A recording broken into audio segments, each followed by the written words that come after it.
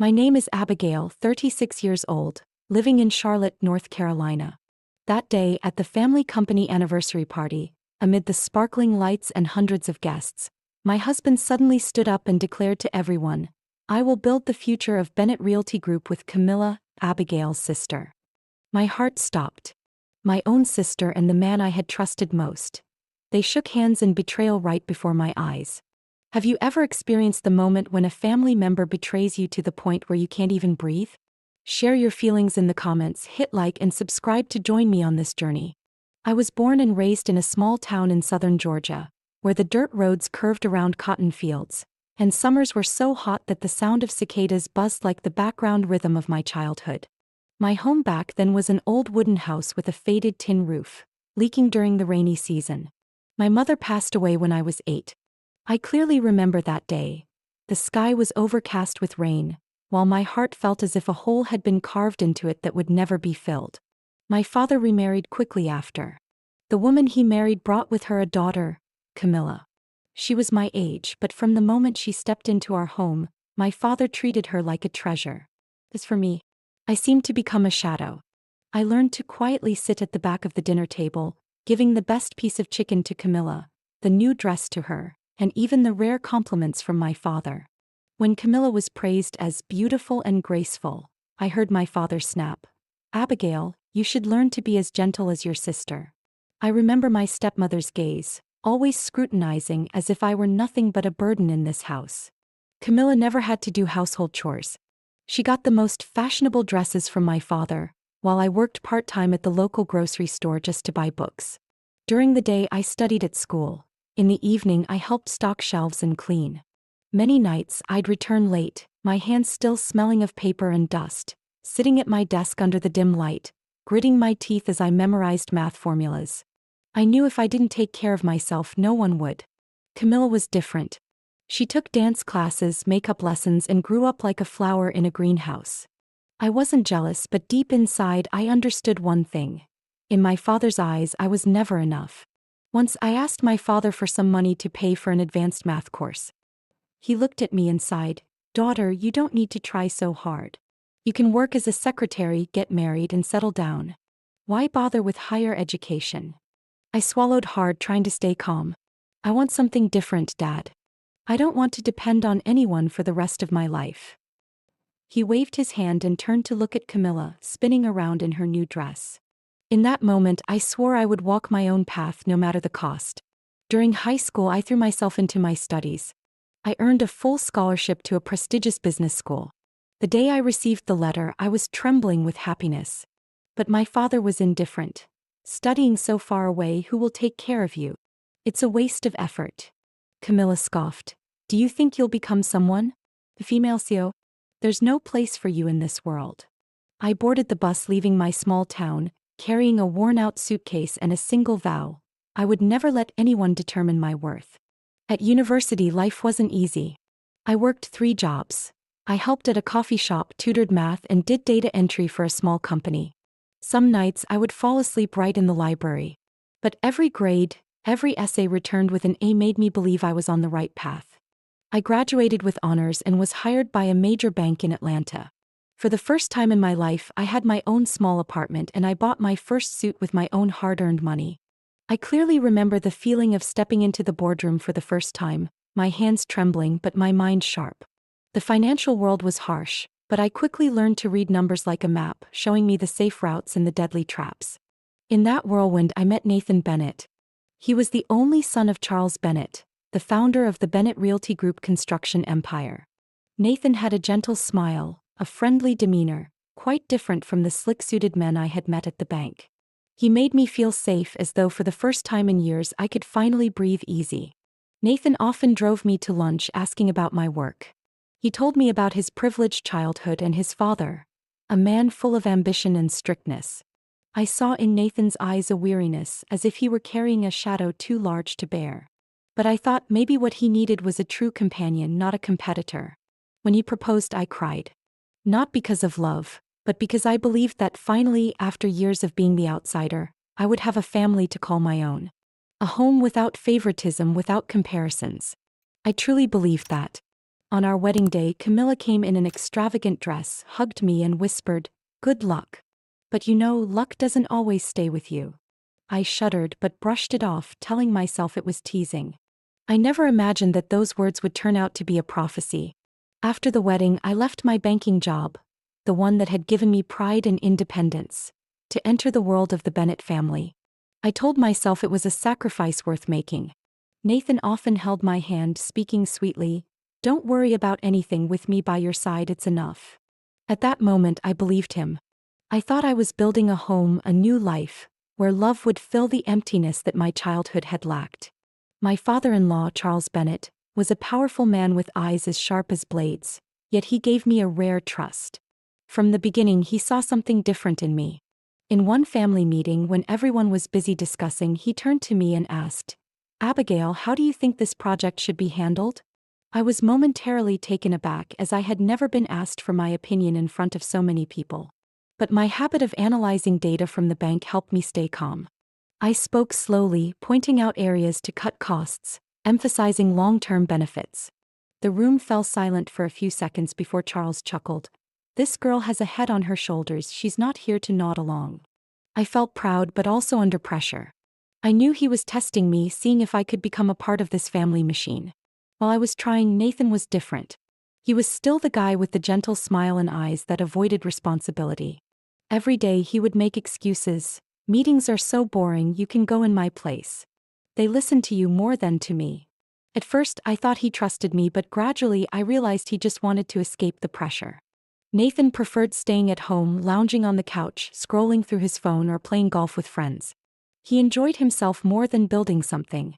I remember one late evening, after returning from the construction site, my sleeves still covered in dust, I found him comfortably watching a game.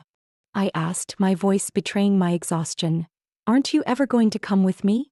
At least let the workers know you care." Nathan shrugged, not taking his eyes off the screen. "You're better at that stuff than I am. It's better if you handle it." Those words were light, but they cut deep. I didn't need him to admit that I was better. I needed a partner. Camila, my sister, started showing up more often at the Bennett house. At first, I thought it was out of politeness, since my father had married her mother and we had grown up together. But the way Camila entered this grand mansion, smiling sweetly, calling my mother-in-law Mrs. Bennett in a sugary voice, made me uneasy. My mother-in-law, Evelyn, who had always been cold toward me, seemed to like Camila. She complimented her. "This girl is very clever, she knows how to care for the elders." I knew Camila. She never did anything without benefiting herself. Camila quickly made a place for herself in the Bennett family. She often brought little gifts for my mother-in-law, along with sweet compliments. With Charles, she pretended to be interested in construction projects, asking naive questions that made him laugh. I could see it clearly but didn't want to cause trouble. I thought I was being paranoid. That family is still family and no one would stab you in the back. One evening, in the living room, as I was flipping through some files, Camila casually walked in and poured Nathan a glass of wine. She leaned in and smiled. "Nathan, I heard there's a big fundraising event next week. You must be the center of attention." Nathan laughed, glancing at me. "If it weren't for Abigail, I wouldn't know what to do." In those words, I didn't hear any appreciation but rather an excuse. He saw me as someone doing his work for him, not as a partner. Camila chuckled softly, her eyes sparkling as if she had uncovered a secret. From then on, Camila started showing up more often. One day, after a long day of meetings, I returned home to find her sitting in the garden with my mother-in-law, laughing and chatting as if she were already a permanent member of the family. Every time I walked in, the atmosphere would pause for a moment and then they would continue, making me feel like an outsider. One night, when I went into the kitchen to get some water, I overheard whispers in the living room. Camila's voice. "Nathan, you can't let her do everything. You have to show that you're the heir." Nathan sighed. "I don't want to fight. Abigail is doing fine." Camila laughed, her small laugh sharp as a knife. "Sometimes not fighting is the way to lose everything." Those words haunted me for days. Camila didn't visit as a little sister. She was finding a way to wedge herself in, and Nathan, my husband, was too weak to stop it. I felt myself gradually becoming two different people. At work I was strong, analyzing data, making decisions and being listened to by Charles. But when I came home I felt alone, ignored by my husband, coldly treated by my mother-in-law, and seeing Camilla's shadow growing clearer in the Bennett family picture. I remember one time after dinner, Charles called me over and patted my shoulder. "Abigail, I know you're carrying more than anyone else. But don't forget, in this family, people often ignore the truth and only see what's on the surface." I understood he was warning me to be careful, as what I had achieved might not protect me from the schemes behind my back. On that winter evening when everything began to fall apart, the wind howled through the large windows of the Bennett estate, and I sat in the study, flipping through thick financial reports. I had gotten used to checking each number, each expense, as Nathan rarely paid attention. But that night, what made my heart freeze wasn't the numbers, but the text that lit up on my phone screen. It was a conversation between Nathan and Camila. These weren't just words from a husband to a sister-in-law, but full of innuendo, intimate to the point of making me sick. One line from Camila read, "If she disappears from the company, everything will be easier for us." My heart started pounding, my vision blurred. Us. Those two words hit me like a knife to the chest. I shakily set the phone down on the table, no longer able to tell if I was hurting from the betrayal or the fury of realizing I had been deceived. A few days later, the rumors started spreading like wildfire. At the company, I heard whispered glances behind my back. I heard Abigail can't have kids. So, who will continue the Bennett legacy? I could see the pity mixed with contempt in their eyes. The gossip mongers were none other than Camila and Nathan. They had turned my private life into a tool to bring me down. One time at a family dinner, my mother-in-law, Evelyn, tapped her spoon against her glass, smiling awkwardly. "Nathan and Camila have thought a lot. After all, a family needs to have the next generation." I set my fork down and looked directly at her. "What do you mean, Mom?" Camila, sitting beside me, pretended to shy away, her eyes sparkling. "I want you to be comfortable, Abigail. No pressure about children." I let out a dry laugh but said nothing. If I opened my mouth, I might scream right there at the dinner table. But I knew that my silence would only make them feel more triumphant. From that point on, the atmosphere in the family began to change. My father-in-law, Charles, who had once trusted and respected me, slowly started avoiding me. He was seriously ill, seldom appearing, and perhaps the whispers from Nathan and Camila had planted doubt in his mind. I walked into the boardroom, feeling the cold indifference in the eyes of the board members. Those who once sought my advice now greeted me with mere pleasantries and turned to Nathan to discuss matters. Even my friends started drifting away. The cocktail parties I used to be invited to were suddenly no longer on the guest list. A close friend at the bank, when I called, only mumbled, "Abigail, you should take a break for a while. People are talking." I hung up, sitting silently in the dark. The high-rise apartment overlooking the bright streets of Atlanta. But for me, the lights blurred and felt cold. I felt like I was being pushed out of everything. The company, my family, and the world that I had fought so hard to belong to. Nathan became increasingly distant. He returned home late, sometimes not at all, using work as an excuse that I couldn't find any trace of the husband who once promised to walk beside me until the end of the road. Instead, I saw a man avoiding responsibility, his eyes empty, seemingly wanting me to disappear so he could be free with Camila. One night, I gathered the courage to ask, "Are you and Camila real?" Nathan didn't answer immediately. He remained silent by the window, then spoke coldly like the night wind. "Whatever you think, it doesn't matter." From that moment, I knew my marriage was beyond saving. But what hurt even more was the conspiracy they had built. I discovered a proposal draft in the company's internal files. A plan to change the shareholding structure, removing me from the inheritance position in the will Charles had written. The reason was written in cold, blunt words. "Abigail cannot continue the bloodline, not suitable to hold the family shares." I slumped down at my desk, tears streaming down my face, but quickly wiped them away. I knew that crying wouldn't save me. Camila and Nathan hadn't betrayed me emotionally. They wanted to strip away all the hard work I had put into this company. From that day on, I entered a cycle of isolation. Every step I took down the long corridors of the company, I could hear the whispers. In the vast house, I felt like an outsider. Even the chauffeur who used to politely open the door for me, now bowed his head, avoiding my gaze. Lonely, betrayed, backed into a corner. I thought I had hit rock bottom. But a small corner of my heart still burned brightly. It was the belief that I had once overcome the years of being neglected by my father, being looked down on by Camila, and being dismissed in my own home. And this time, even though everything was collapsing, I would not let them bury me forever. I didn't fall. My tears may have fallen, my heart may have shattered, but my rational mind felt sharper than ever. Step by step, I quietly began collecting everything that could become a weapon. By day, I maintained my calm demeanor in meetings. I sat and listened to Nathan and Camila talk, pretending to take notes, sometimes nodding as if agreeing.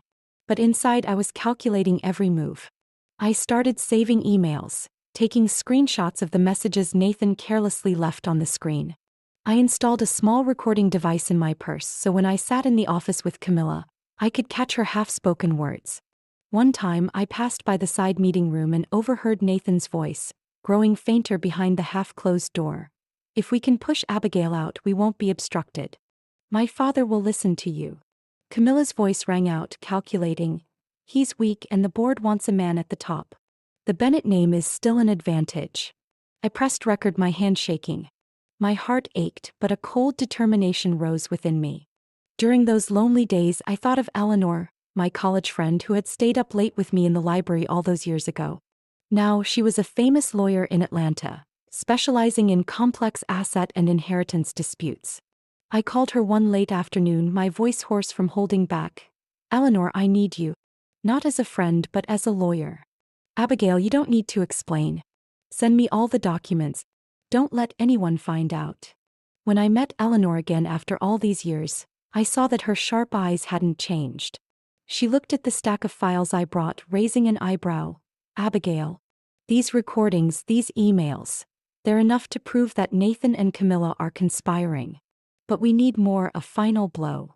In my heart, a faint belief sparked that I was not completely alone. One night when I returned to the Bennett estate, I walked into Charles's study. He had been in the hospital for weeks and the room was covered with a thin layer of dust. I lowered myself into the leather chair, smelling of old tobacco, and looked around. On the walls were still photos of his early days, when he was a young man standing in front of the first construction site holding a blueprint. I pulled open a drawer, finding documents yellowed with time. When I turned the key to the safe under the desk, my heart pounded. I had seen Charles put important papers here. Inside were piles of documents, contracts, shareholding agreements, and then a thick envelope sealed with a red wax stamp. I opened it, my hands almost shaking. In front of me was an annex to the will. The date on it was many years ago, with Charles's signature and a legal notarization.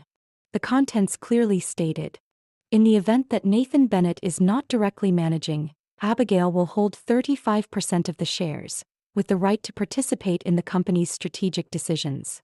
I then covered my face and laughed through my tears. Charles had seen me long before I ever had the chance to prove myself. He understood his son's weaknesses and he had prepared a plan. This piece of paper wasn't just an asset, it was trust. The very next day I took the document to Eleanor. She glanced over it, her eyes lighting up. "Abigail, this is your trump card. They never expected you to have this. But you need to be careful. If Nathan or Camila catches wind of it, they'll find a way to erase every trace." I knew this game had crossed the boundary of family. This was a fight for survival, for my very existence in this family. From then on, I lived two parallel lives. By day, I sat next to Nathan in meetings, taking careful notes, even correcting small mistakes in his speeches. People thought I was the dutiful wife. But by night, I sat with Eleanor in her office, spreading out files in rows, analyzing strategies. There were times when Eleanor placed her hand on my shoulder and softly said, "You're not only protecting yourself but also the workers in this company, the ones who could lose their jobs if Nathan and Camila take control." Since I was a child, I had witnessed my mother working 2 jobs just to support me. Now, I couldn't let the hard work of thousands of Bennett employees be swept away by selfish ambition. I remember one evening, standing on the balcony of my apartment, looking at the endless lights of the city, I told myself, "Abigail, this path will be lonely. But you've come this far, there's no turning back." Every night, I carefully copied documents and stored them in many secure places. I learned to keep my calm in the face of Camila's taunts, under my mother-in-law's cold gaze. Every time they undermined me, I grew stronger because deep inside, the secret in the safe burned bright like a flame. Nathan occasionally glanced at me, his face full of suspicion. "You've changed, Abigail. Do you have something you're hiding from me?" I smiled and replied softly, "I've learned when to keep silent, Nathan." He had no idea that this silence was the very thing that would forever end the fragile power he and Camila were clinging to. News of my father-in-law, Charles Bennett, having a stroke hit like a cold wind, ripping through the already heavy atmosphere in the family. I clearly remember the phone ringing in the middle of the night, the nurse's trembling voice reporting that he was rushed into the emergency room. I ran to the hospital, my heart pounding. In the brightly lit hallway, smelling of antiseptic, Nathan and Camila were already there. They weren't holding his hands, not panicking like I was, but exchanging knowing glances with each other. When the doctor came out and said Charles was lucky to be alive but would need many months to recover, I felt the weight on my shoulders. My father-in-law, the man who had once been the pillar of the company, now lay motionless, unable to speak up to protect me against the undercurrents brewing around me. A few days later, Nathan and Camila began to act. In an internal meeting, Nathan rose, his voice suddenly firmer than usual, as if injected with newfound confidence. "From now on, Camila and I will take over the company's direction. My father is too weak to run it, and the board needs a fresh hand, a new family." They had stopped hiding their intentions. Camila, dressed in a striking red dress, sat beside him, smiling sweetly as if she were the true mistress of the Bennett family. Some members of the board lowered their heads, avoiding my gaze, but I could see their discomfort. My mother-in-law, Evelyn, sat upright, her eyes flashing with a hint of satisfaction. "At least my son has grown up, willing to take responsibility." No one in that room knew that I held the annex to the will in my hands. No one knew that every word from Nathan and Camila had been carefully recorded. I had to wait for the right moment. During the days that Charles was in the hospital, Nathan and Camila grew bolder. They appeared in the media, talking about a new vision. They promised to bring the company into a young and dynamic era. But inside, I could see the cracks. The financial figures being inflated, the risky investment decisions they didn't fully understand. One evening, I unexpectedly received a call from Mr. Harris, a senior member of the board. His voice was hoarse, tinged with worry. "Abigail, we don't trust Nathan. He's incapable and he's letting Camila worm her way in. Many of us on the board are concerned. But we need you to step up." I gripped the phone tightly, my heart racing. "But if I step up now, they'll just turn on me. Camila has already spread rumors everywhere." Harris cut me off, his voice decisive. "Don't let them lead you by the nose. We know who has truly been running this company all these years. You've proven that, Abigail." His words made my eyes sting. After months of isolation, there were finally some trusted voices. The next day, I met Eleanor in her law office. I placed the annex to the will on the table. Eleanor stared at the document, her eyes serious. "This is your strongest weapon. But remember, this move can only be made once. If you bring it out, you must be ready to face everything head-on." I sighed. "Eleanor, I have no choice. They think Charles can't speak up, so they're trampling all over us. But I won't let him become a pawn, and I won't let myself be erased from everything." Eleanor placed her hand on my shoulder. "Then let them push themselves into a corner. Wait until they make a public mistake and then we'll present the evidence." In the following days, I watched quietly. Nathan and Camila held grand meetings, inviting the press to take photos.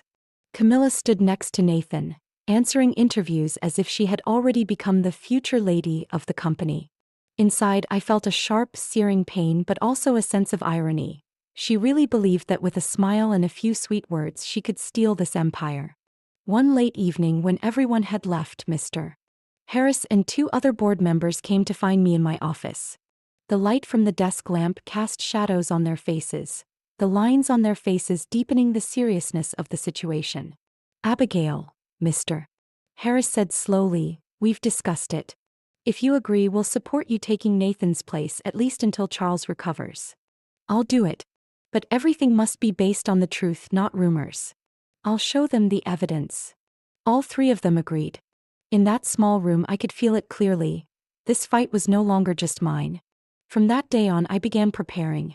I revised the financial reports, gathered all the emails, recordings, and especially the annex to the will. I kept them in a leather briefcase, locked tightly. Every night I looked at it as if seeing my own belief reflected. Meanwhile, Nathan and Camila still acted with confidence. One time at a family dinner, Camila leaned toward me, smiling provocatively. "You should rest, Abigail. The company needs new blood now. You know you can't bring the future to this family." Nathan joined her, saying nothing, his head down as he sipped his wine. I looked at them, smiling faintly, and replied softly, "Sometimes people forget that the future isn't in the bloodline. It's in what has been signed and validated." Camila froze, her eyes flashing with suspicion. But I turned away, keeping my composure. Deep inside, I knew the day they would be exposed was getting very close. That day, the Bennett Realty Group boardroom was packed. The light from the chandelier above made the room feel even heavier. I sat in my seat, clutching the leather briefcase containing all the evidence I had gathered. Nathan sat across from me, as confident as ever, while Camila positioned herself beside him, her eyes sharp with challenge. They both thought they had control over everything. When Charles could no longer speak up, Nathan and Camila thought I would be easily eliminated. "Board members, today I'm not here to present numbers or development plans. I'm here to protect the honor and future of this company, specifically to protect the interests of all the workers and those who have trusted us." My voice was steady, without a trace of hesitation. The board members turned to look at me. Nathan furrowed his brow but maintained his calm demeanor. Camila smiled lightly, as if watching a dull play. "What will you do next, Abigail?" Nathan asked, trying to keep his voice gentle, but I could hear the tension in it. "I want to show you what I've discovered." I opened the briefcase and pulled out a stack of papers. "These are the emails I've collected." These emails were sent between Nathan and a financial partner, involving large sums of money Nathan embezzled from the company to pay off personal debts. They read through the emails and the shock started to show in their eyes. "This is clear evidence of corporate asset abuse. You will be held accountable for these violations." My voice was firm. The atmosphere in the room shifted. People stopped talking and paid close attention to every word I said. But I wasn't done yet. I continued flipping through the papers, and this time it was a recording. And here is a conversation between Camila and Nathan, in which Camila clearly admits that she has used Nathan to seize power in this company. I turned on the recorder and Camila's voice filled the air in the suffocating silence. "You'll never be able to be CEO without me. I'll help you take the throne, and then we'll share the power. I'll never let Abigail get in my way." Camila went silent as her own voice echoed back, and Nathan remained frozen. In that moment, I saw the collapse in his eyes. Everything I had suspected was now confirmed. Every gaze in the room turned to Camila. She was flustered, her hands trembling as she gripped the edge of the table. But I didn't stop. "And finally, I want to present an important document." I opened the annex to the will that I had found in Charles's safe. I looked around the room, then my voice rang out confidently. "This is Charles Bennett's annex to the will, notarized and legally binding. According to this, I will hold 35% of the company's shares if Nathan is not directly managing it." I placed the will on the table, the light from the overhead lamps illuminating the document. Nathan stared at it, his face drained of color. Camila turned to look at me, her eyes wide as if she couldn't believe what she had heard. The room erupted. The board members began whispering. A few stood up, exchanging looks of surprise. Both Nathan and Camila couldn't say a word. "This is undeniable evidence." Harris, a longtime board member, spoke, his voice strong and clear. "We will not tolerate these actions." I saw respect in his eyes. The entire board stood by me, and I could feel the power of justice slowly being restored. Nathan bowed his head, gasping for breath. Camila clenched her fists, her face pale with rage. She rose abruptly, shouting, "You can't do this. You don't understand." My eyes unwavering. "You're no longer the one who decides, Camila. This company isn't yours, and Nathan is not capable of leading it." Every word I said hit them like a hammer. Camila remained there, her fists clenched, her lips trembling with anger. But I knew all she had was a web of lies. In that vast room where the heavy atmosphere felt suffocating. In front of me, Nathan and Camila stood, their eyes full of tension. Nathan, the husband I once trusted and loved, was now a stranger. A man begging me for forgiveness, trying to maintain the false family facade. "Abigail, I'm begging you, don't do this. Don't let everything fall apart. If you do this, we'll lose everything. The family won't survive if you expose what we've done. Nathan's voice trembled as if he were trying to hold on to the last bit of dignity.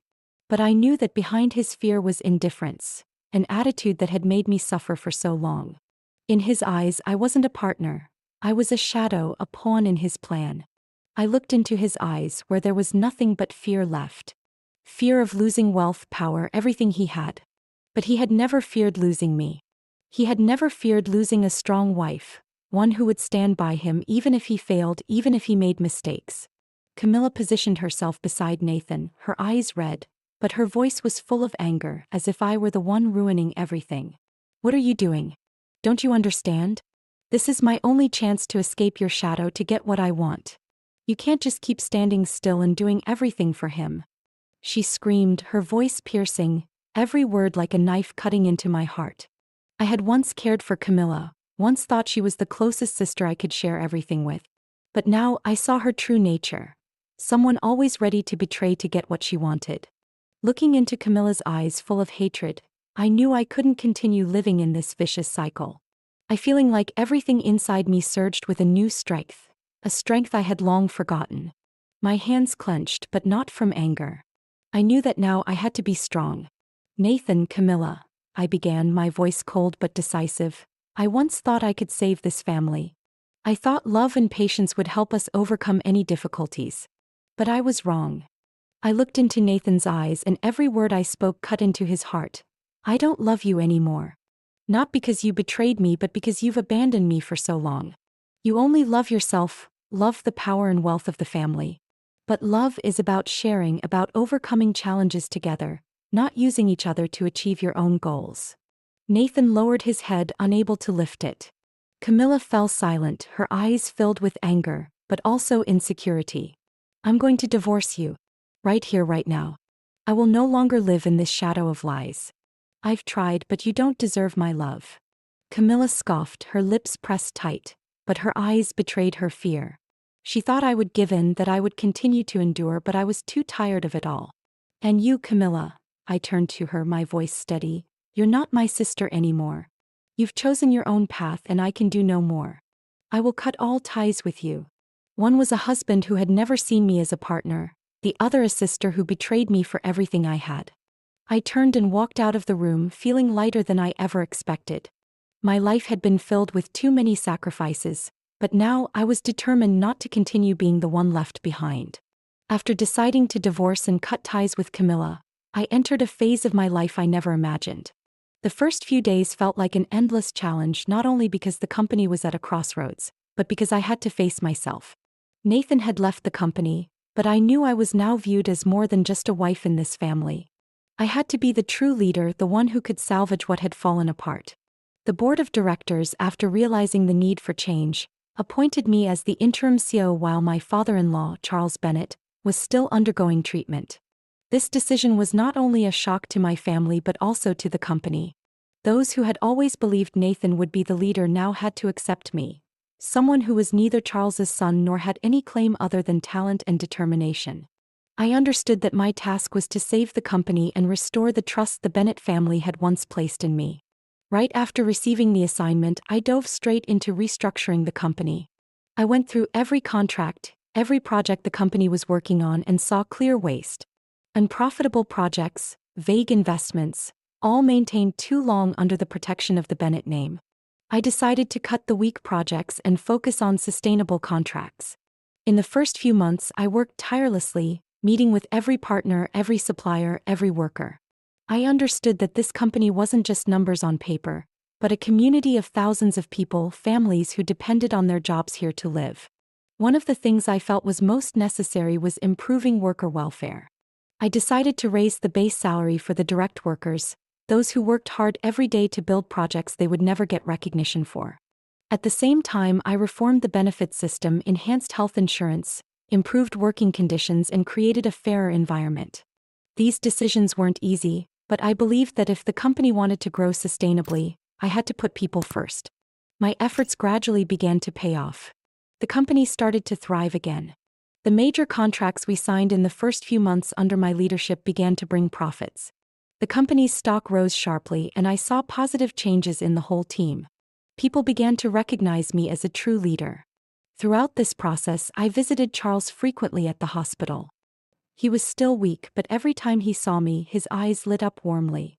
"Abigail, you've done what we always hoped for. You're the only one who could save this company."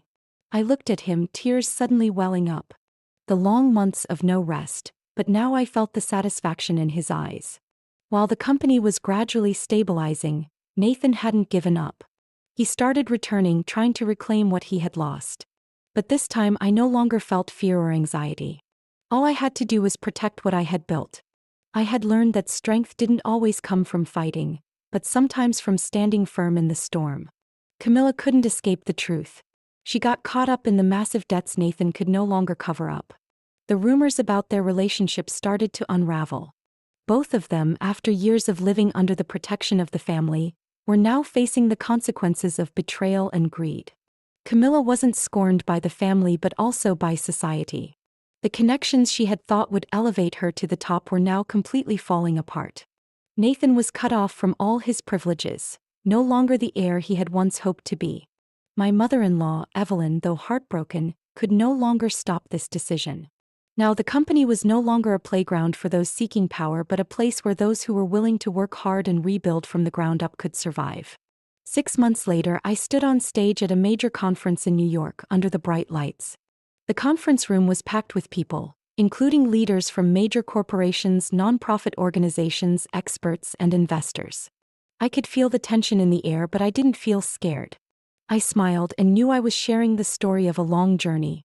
This story wasn't just about Bennett Realty Group, Nathan, or Camila, but also about me, the woman who didn't give up in the face of harsh challenges.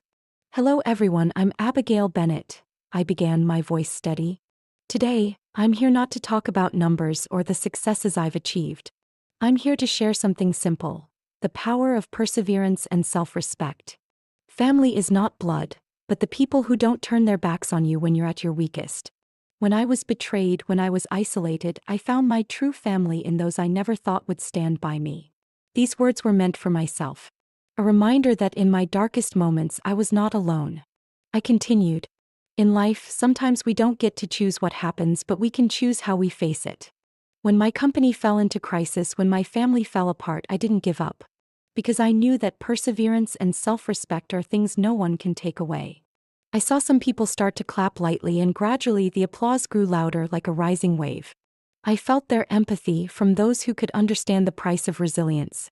When I decided to stand up and save the company, it wasn't because I wanted to prove something to anyone, but because I understood that if I didn't do it, no one else would. That was responsibility, and that's why I couldn't give up. After my speech, I didn't immediately return to the buzz of handshakes and compliments. I decided to step outside, walk out through the grand doors of the conference. I walked through the bustling streets of Manhattan, feeling the cold wind blow through my hair. My steps were steady, like those times when I stood at the peak of my career, as well as the times when I stood at the edge, with only myself and the decision to keep moving forward. The road ahead wasn't always easy, but I wasn't afraid. I had learned to face the truth, to face myself. And now I could say that I was proud of what I had done, of what I had overcome. Manhattan at night was breathtaking. The city lights reflected off the tall buildings, creating a dazzling scene. The days that had passed were not meaningless. I had stopped being the overlooked woman in the Bennett family. I was the real leader, someone whom the company and its workers could truly be proud of. That was my rebirth. A rebirth not from the victories outside, but from the strength and resilience inside. As I stepped out of the conference, I looked back at what I had done, what I had overcome. It wasn't a speech or a glorious night under the city lights. It was my life, a journey of resilience and self-respect that nothing could shake. But I also knew that my story wasn't just my own. How many of us in this life have faced impossible challenges, moments when we felt like giving up but still stood up and fought? That's the truth about every person. No one can know how strong they will be until the challenge comes. What about you? Have you ever stood at a major crossroads in life and wondered if you had the strength to continue? Share your thoughts in the comments below this video. I'd love to hear your story and how you've overcome challenges in your life. If my story has touched your heart, if it made you feel that you're not alone in difficult times, don't forget to hit like, subscribe to the channel and turn on notifications so you don't miss the next inspiring stories. See you in the next story. And that wraps up today's story. Now we want to hear from you. Where are you watching from? Drop your city or country in the comments, and let's see how far these stories reach. If this story moved you or gave you chills, give it a like, share, and subscribe for more powerful stories. One last thing, rate the story from 1 to 10 in the comments. Your feedback helps us bring you even better ones next time. Thanks for watching. We appreciate you being part of this storytelling journey.